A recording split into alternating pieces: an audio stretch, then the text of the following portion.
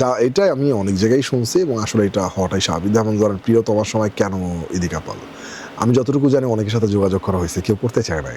আমি যতটুকু জানি, এখন যদি কেউ না করতে চায় তাহলে কি করবে?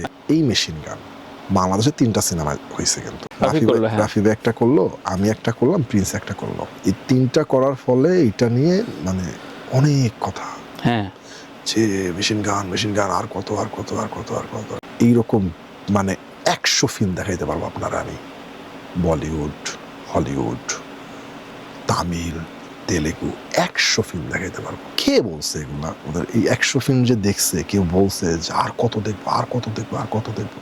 যার যার ফ্যানরা কাদা ছড়াছড়ি করে, তাদের ফ্যানদের উদ্দেশ্যে বলা উচিত যে এগুলো বন্ধ করো। এগুলো তো হয় কি আমাদের ফিল্মের খারাপ হয়। সালমান শাহকে আনছে হচ্ছে রহমান সোহান, এরপর তো সবাই সালমান শাহকে নিচ্ছে। এটা তো সারা পৃথিবীতে। অনিরুদ্ধ দিয়ে প্রথমে কি একজন মিউজিক করাইছে, এরপর তো অনিরুদ্ধ দিয়ে এখন সবাই মিউজিক করাচ্ছে। তো এটা রাফি ভাইয়ের মানে এমন না যে রাফি ভাই জীবনে প্রথম করছে, এটা এর আগে থেকেই তো হয়ে আসতেছে এরকম যুগ যুগ ধরে সব ইন্ডাস্ট্রিতে এটা আলাদা ইন্ডিভিজুয়াল, আসলে কারো ক্রেডিট নেওয়ার কোনো কিছু নাই।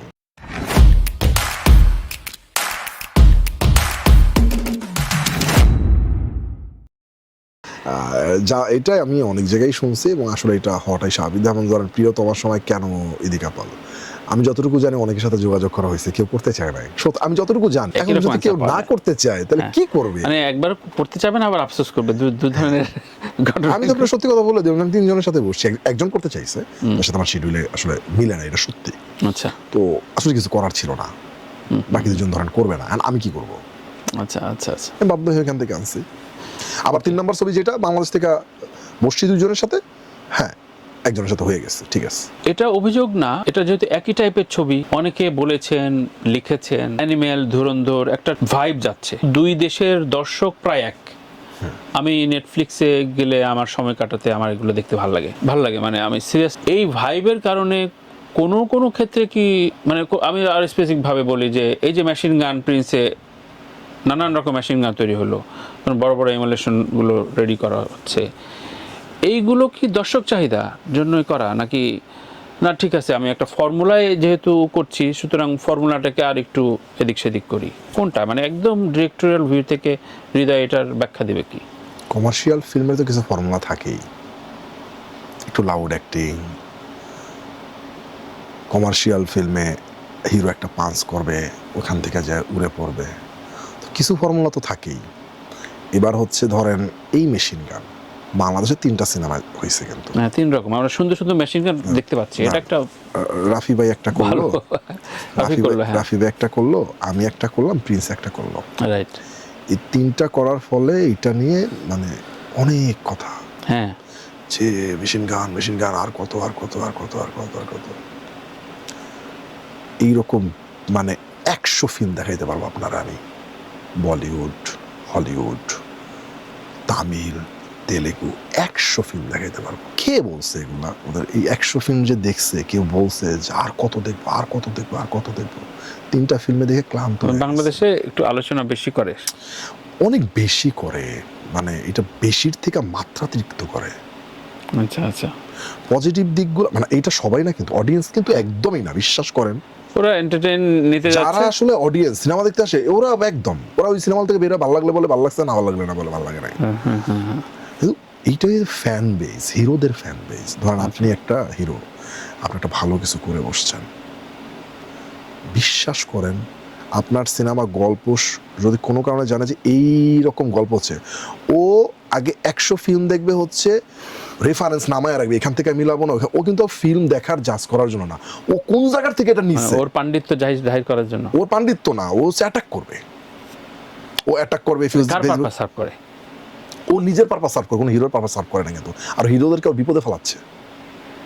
কিন্তু ও করে কি, ওর একটা আইডিয়া আছে। শোনা যায় হিরোরা নাকি এখন পেজ এবং ইউটিউবারদের পয়সা দিয়ে এগুলো করে। আমি এটা বিশ্বাস করি না।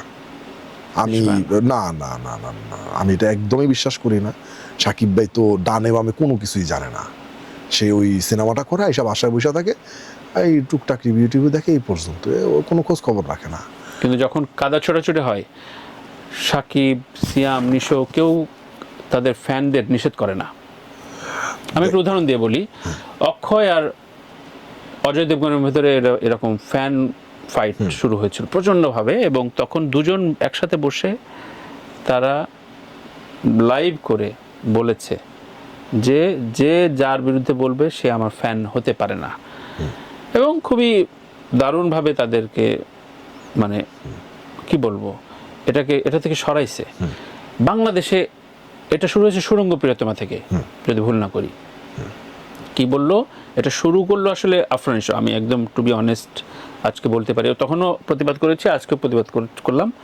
আফরান নিশো শুরু করলো একটা প্রেস মিটে, তারপরে শুরু হলো দুই দলের, এরপরে শুরু হয়ে গেল যে প্রত্যেক ঈদে ফ্যানদের মধ্যে ঝগড়া শুরু হয়ে যাবে, এবং এই ডিরেক্টরকে অ্যাটাক করা, ডিরেক্টরের পার্সোনাল বিষয়গুলো অ্যাটাক করা, এগুলো চলে আসলো।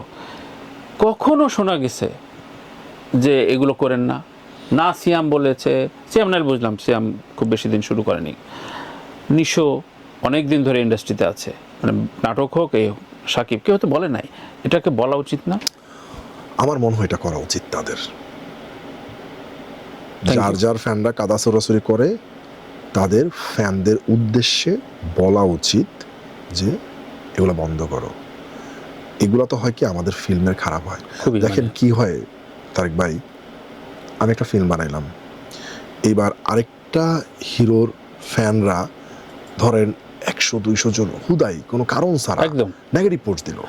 এই যে 100টা নেগেটিভ পোস্ট পড়লো, 100টা নেগেটিভ পোস্ট পড়ার পরে কিন্তু মিনিমাম 100 মানুষ টিকিট কাটলো না সিনেমাটার। কিন্তু সত্যিকার অর্থে কিন্তু সিনেমাটা ভালো, 100টা মানুষ কাটলো না। এই যে 100টা মানুষ যে কাটলো না, এটা কাদের লস হলো? আমাদের পুরো ইন্ডাস্ট্রির লস হলো। কিন্তু ইন্ডাস্ট্রির লোকজন আমি সরাসরি দেখেছি, এটা ডায়াসপোরাতে মারাত্মক, মানে বিদেশে প্রবাসীরা মারাত্মকভাবে প্রভাবিত হয়। তখন বলে যে থাকে এটাতে না যাই, কারণ ওদের সময়ের একটা মূল্য আছে, ওরা একটা ভাবে রাখে। যখন এগুলো দেখে, এটার কোনো খোঁজ খবর নিতে চায় না, তখন দেখে যে এগুলো নিয়ে তৈরি হচ্ছে, ও বলতেছে এটা রে নরক হলো, ও বলতে এরে মারছে, হঠাৎ করে ও যাইতে চায় না। তো এটার ইন্ডাস্ট্রির একটা বড় ধরনের ক্ষতি হয়। থ্যাংক ইউ, এটা অনেস্ট আনসারের জন্য। খুব খুব ক্ষতি হয়, এবং আসলে কিন্তু বাস্তবিক অর্থে কিন্তু সত্যি না বিষয়গুলা। ধরেন এটা সত্যিই তো মাইনে নিতাম যে না এই সত্যিটাও বলতেছে ও, কিন্তু ধরেন মানে আমি জানি না আপনি রাক্ষস দেখছেন কিনা। রাক্ষস এখনো দেখা হয় না, আমি দেখে একটা দেখলে হয়তো বা আপনার সাথে এই ব্যাপারটা নিয়ে আলাপ দিতে আমার ইজি হতো আর কি। বরবাদ যখন বানাই, ট্রেলার আসার সাথে সাথে ভাইয়া কিছু লোকজন ওইটা পরে লাগছে ইহা একটি অ্যানিম্যাল। হ্যাঁ, এইবার আপনি বরবাদ দেখার পরে আপনি কি অ্যানিমেল দেখছেন নাকি অ্যানিমেল থেকে ইন্সপিরেশন নিয়ে 3-4টা ফাইট সিকোয়েন্স দেখছেন? গল্পটা তো আলাদা একটা গল্প, নাকি মিথ্যা বলছি? একদম আলাদা একটা গল্প। 3-4টা সিকোয়েন্সের যে ইন্সপিরেশন নিয়েছি কিন্তু আমি বলে দিচ্ছি যে ভায়োলেন্স ডিজাইনটা আমি এই জায়গা থেকে নিয়েছি, কিন্তু আমি সত্যি স্বীকার করছি। তারপরও অ্যানিমেল অ্যানিমেল অ্যানিমেল গেল, রাক্ষস বানাইলাম, এটা তো বরবাদ। আচ্ছা, রাইট, বরবাদের ফর্মুলা বানাইছে, এটা তো আমার সিগনেচার, তো আমি কোন ফর্মুলায় বানাবো? এইবার যদি আপনি গল্পের দিক বলেন, পুরাই আলাদা। আরিয়ান মির্জা একটা ড্রাগ অ্যাডিক্টের একটা ক্যারেক্টার, যে প্রচন্ড পরিমাণ নেশা করে, আর এইখানে একটা চরিত্র, সে হচ্ছে পুরো সোবার, সিগারেট ছাড়া সে কোনো কিছু খায় না। ইনফ্যাক্ট সে একটা সিকোয়েন্সে বলে যে মানুষ ড্রাগস নেয় হচ্ছে ওগুলোকে হাই থাকার জন্য, আমি এমনি অলওয়েজ হাই থাকি, আমার এগুলো লাগে না। গেল ওইখানে মেয়েটাকে মারা যায়, মেয়েটাকে মাইরা ফেলে, একটা মেয়ে বিট্রে করে মাইরা ফেলে। এইখানে এই মেয়েটাকে বিয়ে কইরা, মানে তাকে বউয়ের যতটুকু সম্মান একটা হাজবেন্ড আসলে বউ ডিজার্ভ করে তার থেকে 100 গুণ বেশি দেয়। পুরো দুইটা গল্প আলাদা আলাদা গল্প। আপনি যদি দেখেন, আপনি বিশ্বাস করেন, আপনি দেখলে বলবেন যে আলাদা গল্প, একদম দুই জায়গার গল্প। কিন্তু মানে আমার তো একটা সিগনেচার আছে অ্যাজ ডিরেক্টর, তো আমি তো আমার সিগনেচারের বাইরে স্টাইল তো আছে, অবশ্যই স্টাইল আছে। তো ওইটারে ধরেন জোর করে হইলো এটাকে বরবাদ বানাইতে হবে তাদের। তো এই বিষয়গুলো আর কি ধরেন এটা একদম জোর করে আর কি, যেটা কোনো ভিত্তি নাই, যেটা কোনো যুক্তি নাই, কিচ্ছু নাই।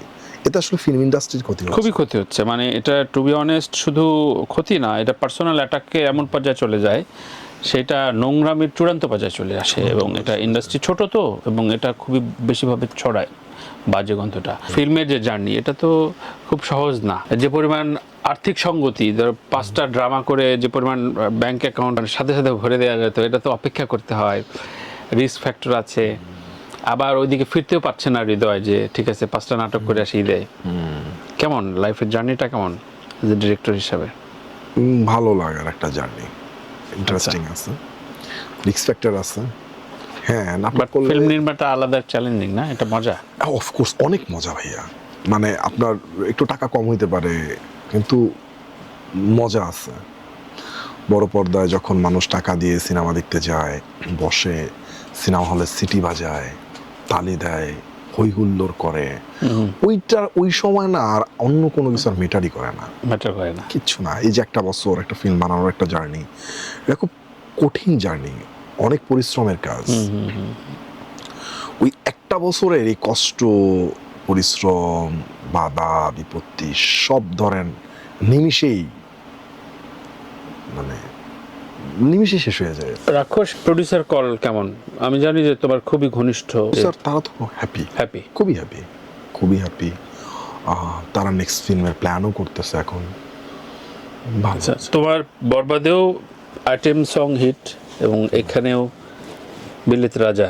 আইটেম সং বলি, পার্টি সং বলি, ডান্স নাম্বার বলি, যেইভাবে বলি না কেন, এগুলা মানুষ আসলে একটু মানে এনজয় করতে চায়, তো ওইটাকে মাথায় রেখেই বানানো। রাফি একটা কথা বলে গেল যে আমি আলাদাভাবে অ্যাকশন ফিল্মে কিছু স্টাইল দেখার পর অনেকেই সেটা ফলো করছে, দ্যাটস গুড। আমি প্রীতমকে দিয়ে আইটেম সং করার পর প্রীতম এখন সবার আইটেম সং করছে, যদি বরবাদে নেই, সরি রাক্ষসে নেই। প্রেইজটা কতটা ওন করো, প্রথম প্রশ্ন। দ্বিতীয় প্রশ্ন হচ্ছে একটা গান যখন বেরিয়ে আসে বা হিট হয় আর সেক্ষেত্রে ফিল্মটার জন্য কতটা কাজে দেয় ওটা?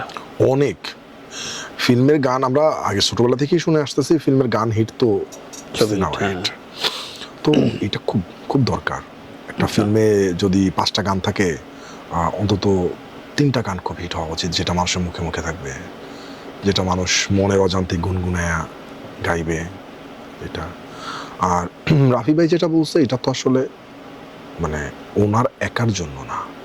ধরেন সে একটা জিনিস আবিষ্কার করছে, এটা এখন সবাই করতেছে, এটা তো প্রথমবার উনি করে নাই। এটা তো ধরে আমি যদি আমার জেনারেশনের কথা বলি, সালমান শাহকে আনছে হচ্ছে সোহানুর রহমান সোহান, এরপর তো সবাই সালমান শাহকে নিচ্ছে। এটা তো সারা পৃথিবীতে। অনিরুদ্ধ দিয়ে প্রথমে কি একজন মিউজিক করাইছে, এরপর তো অনিরুদ্ধ দিয়ে এখন সবাই মিউজিক করাচ্ছে। তো এটা রাফি ভাইয়ের মানে এমন না যে রাফি ভাই জীবনে প্রথম করছে, এটা এর আগে থেকেই তো হয়ে আসতেছে এরকম যুগ যুগ ধরে সব ইন্ডাস্ট্রিতে, সব ইন্ডাস্ট্রি। এইটা আলাদা ইন্ডিভিজুয়াল আসলে কারো ক্রেডিট নেওয়ার কোনো কিছু নাই।